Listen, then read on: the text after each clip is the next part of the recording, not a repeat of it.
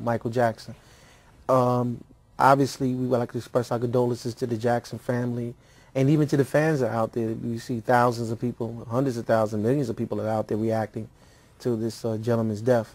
But one of the things that I think is very interesting is how the media has played a part in describing his death and putting information out there about him. And I have a particular problem with that. And so I want to kind of start with you, Dow, because since you're another media person like myself, I wanted to ask you, what did you think about the particular coverage of was it fair? Was it overzealous? Was it, normal? I have to say that I hadn't really paid much attention to it because there's been a lot of things happening about torture. You know, you have the coup down in Central America. You know, you have the protests in Iran.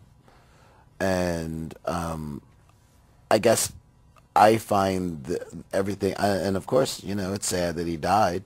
Do you just think it's a distraction? It's also, well, I don't know if it's a distraction. I mean, it's bread and circus. It's the same bread and circuses we always get, where we pay attention to the stars around us. Like somebody says, oh, this is really sad and it's really horrible that person died.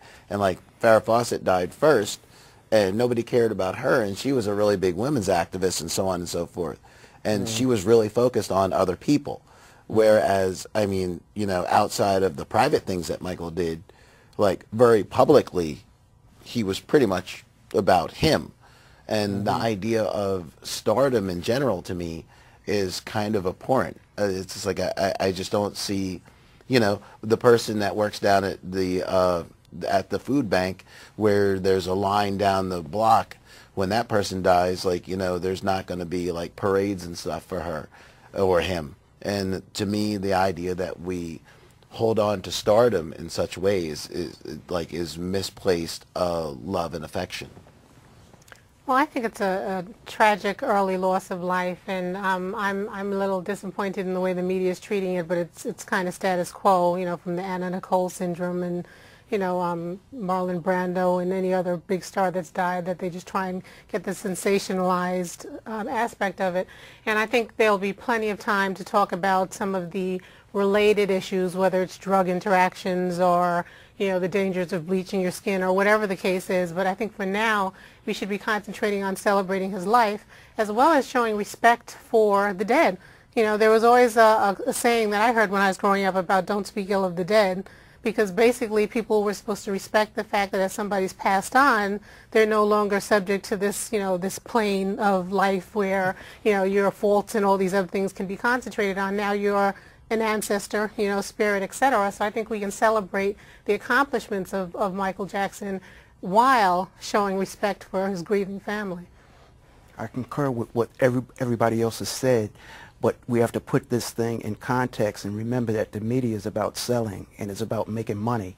So I think that's what it's all about. It's not really about Michael Jackson. It's really about time on TV or press in the newspapers. So, and I think once we begin to look at it from that perspective, then we can get more of an understanding why his death has been so sensationalized. Because like you said, Farrah Fawcett died before he did, and she hasn't gotten any time at all on television. So very little. Very little time. So yeah, and the media is supposed to be reporting, like you said, that's their job, and they're supposed to be objective, so they're not supposed to be getting teary-eyed and as upset as some of us, fans, so to speak. But I also think they need to concentrate on the news aspect of the story if they are. I mean, if they want to talk about, the situation with his doctor and why he was there, or the events that led up to, or the sequence of events that happened since.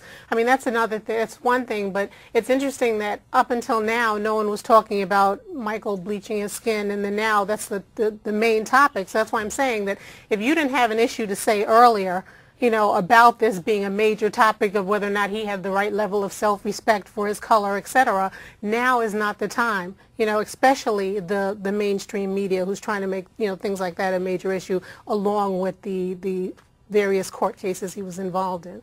But I think what the media does is throw things up against the wall, and what sticks, they continue with. So because it's like a marriage between the media and the public, You know, and if the public becomes involved in it and engrossed in it, then they know that they can sell something to them. Like they said, if it bleeds, it leads. You know, so that's it's almost like a formula of trying to put human nature together with whatever sells. You know. Right. Well, it's interesting. I heard a thing right before I came here, as a matter of fact, on WBAI about that Michael was a Muslim. And I was just like, wow, that was interesting. Like, you know, because normally they always go into whatever the religious thing is, and allegedly Jermaine or somebody said, you know, may Allah always, like, you know, hold your soul or whatever. And I was like, wow, that's kind of an interesting thing there. Like, it doesn't matter what his religion was, but I mean, it's just an interesting thing that, like, you know, if he was another religion, would they have mentioned it? Well, remember in the court case, after with the child molestation case, he went over to Saudi Arabia. Mm-hmm.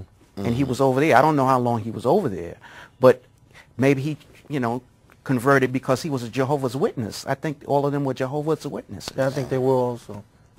Yeah. Yeah, but you know, even to talk about, you know, what sticks, you know, what the media throws out and what sticks. I heard earlier today that they found out that the children weren't the biological children of Debbie, whatever her last name is, or Michael's. And then later on, you heard somebody on CNN saying, well, that's absolutely not true. So the mere fact that the media has gotten into this point where there's no embarrassment if you put out wrong information, I think is a major point to make. And there's no consequence to it. Yeah. I mean, the media has become the TMZ, you know, Incorporated and stuff, and the Sun and the Mirror Incorporated. I think that after me going online and doing a lot of reading of some of the different articles and stuff, and especially the British media, I have to tell you, I'm quite disappointed. I think, but I think, Yao, you had mentioned earlier, and I think you did, Charles, also, these are rag sheets. They're interested in just selling papers and things, and I think that there's the thing that's been killed, besides the death of Michael, is that they killed truth. Truth has died with the media.